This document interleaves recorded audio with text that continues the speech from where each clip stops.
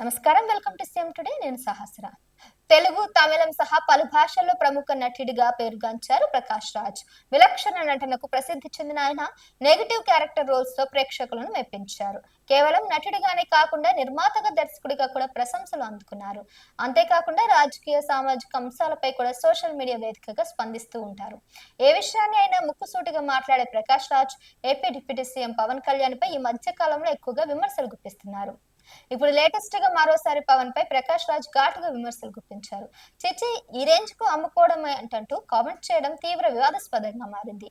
అందుకు జనసేన పార్టీ సైతం ఆయనకు అదే రేంజ్ లో కౌంటర్ ఇచ్చింది. దీంతో ఈ వ్యవహారం పొలిటికల్ గానే కాకుండా సినీ వర్గాల్లో సైతం చర్చనీయాంశంగా మారింది. శుక్రవారం నాడు రాజ్యసభ విభాగం స్వర్ణోత్సవ వేడుకలు హైదరాబాద్ లో ఘనంగా నిర్వహించారు. ఈ వేడుకకు పవన్ కళ్యాణ్ కూడా హాజరయ్యారు. హిందీ భాష గురించి కీలక వ్యాఖ్యలు చేశారు. మాతృభాష అమ్మ అయితే హిందీ భాష పెద్దమ్మ అని, హిందీ నేర్చుకోవడం అంటే మన ఉనికిని కోల్పోయినట్లు కాదని అన్నారు. ఇంకో భాషను అంగీకరించడం అంటే ఓడిపోవడం కాదని, కలిసి ప్రయాణం చేయడం అని ఆయన తెలిపారు. పవన్ వ్యాఖ్యలపై ప్రకాష్ రాజ్ ఎక్స్ వేదికగా విమర్శలు గుప్పించారు.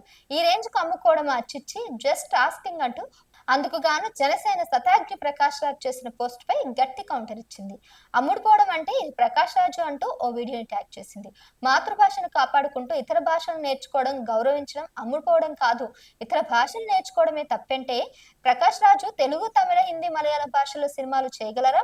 మరి ఈ రోజు ఇలా అమ్ముడుపోయి మాట్లాడగలరా అంటూ ఆ పోస్టులు రాసుకొచ్చింది. మరి దీనిపై ప్రకాష్ రాజ్ మళ్ళీ ఎలా రియాక్ట్ అవుతారో చూడాలి.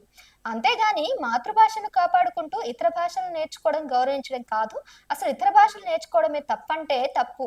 నువ్వు తెలుగు, తమిళ, హిందీ భాషల్లో సినిమాలు ఎలా చేస్తున్నావు అని ప్రశ్నించారు. ఇలా అమ్ముడుపోయి ఇలా మాట్లాడుతున్నావు, నీకు సబమేనా అన్నట్టు ఆయన ప్రశ్నించారు నెటిజన్లు. ఇంతకీ ఈ విషయం మీద మీరేమనుకుంటున్నారో కమెంట్ రూపంలో తెలియజేయండి. మరిన్ని ఇంట్రెస్టింగ్ అప్డేట్స్ తో మళ్ళీ కలుస్తూనే ఉంటాను. చూస్తూనే ఉండండి సీఎం టుడే. నమస్కారం.